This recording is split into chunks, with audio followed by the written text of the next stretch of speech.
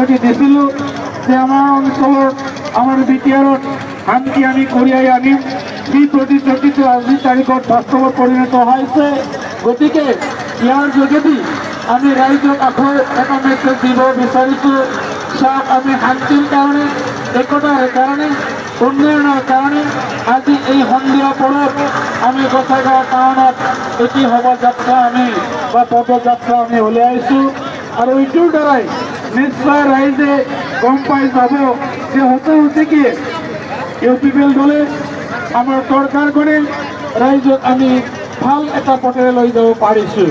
গতিকে ইয়াত যিহেতুকে আমাৰ প্ৰত্যেকজনে আমাৰ দলৰে কৰ্ম হয়, আমাৰ দলৰে কৰ্মকৰ্তা, গতিকে ইয়াত যিমান আহিছে আমাৰ দলৰ সৈনিক আপোনালোকে হয়। আগন্তুক সময়ত আমাৰ দলৰ যি সিদ্ধান্ত হ'ব নিশ্চয় আপোনালোকে চবে গুৰুত্ব সহকাৰে এইটো আমাৰ নিজৰে কৰণীয় কাম বুলি ভাবি প্ৰত্যেকে কাম কৰি যাব। মই দীঘলীয়া বক্তৃতা দিব খোজা নাই, কাৰণ ইতিমধ্যে চিফ ছাৰে প্ৰৱেশ কৰিবহি আৰু আমাৰ সন্মানীয় চিফ ডাঙৰীয়াই আমাৰ আজিৰ এই শোভাযাত্ৰাৰ বিষয়ে দীঘলীয়া বক্তৃতা দি আমাক গুৰুত্বপূৰ্ণ কথাটো কৈ দিব। তাৰ কাৰণে ইয়াত উপস্থিত হোৱা আমাৰ প্ৰত্যেক আমাৰ কাৰ্যকৰ্তাসকললৈ, কৰ্মীসকললৈ মই ধন্যবাদ জ্ঞাপন কৰিছোঁ। बे समाव आं बयनोबो गोजोननायखौ जासिदों। जों दिनै गसाइगाव जिल्लानि सिङाव थानाय मोनबा ब्लकनि जेसेबां जोंनि दैदेनगिरि बिथांमोन दं, बिथांमोनखौ लानानै जों गसाइगाव सहराव मोनसे गोजोन जौगानाय आरो खौसेथिनि रेलि जों बेखौ लाना थांगासिनो दङ आरो बेजों जों बेखौनो मेसेज होनो नागिरदों। थारैनो जे समाव जोङो इउपिपिएल दला बिटिआर सरकार हिसाबै मानगोनां श्रीयुत प्रमद बर' बिथाङा बिबानखौ लादोंमोन।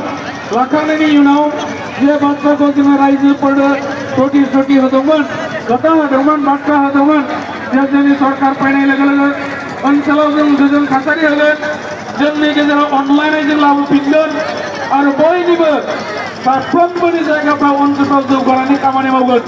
बे हिसाबै जों दिनै जोंनि बे ओनसोलाव गोजोन थासारिखौ लाबोफिननो हाबाय। लोगोसेयै जोङो बिदा फंबायनि अनलायनाय जि भाब बेखौ जोङो गुबुन गुबुन जातिनि गेजेराव लाबोफिननो हाबाय। आरोबाव जोङो जेसेबां जोंनि ओनसोलाव जौगाखांनायनि हाबा मावनांगौ गासिबो मावनो हाजोबाखैब्लाबो जों गोबां खामानिखौ मावनो हाबाय। आरो बे मावनो हानायावनो दङ नोंथांमोननि थोजासे सेक्रिफाइस खालामनाय रायजो राजाफोरनि जोंनि दोलोनि सायाव, जोंनि सरकारनि सायाव सिबिनाय, अननाय, अनसायनाय आरो हेफाजाबनि गेजेरजों।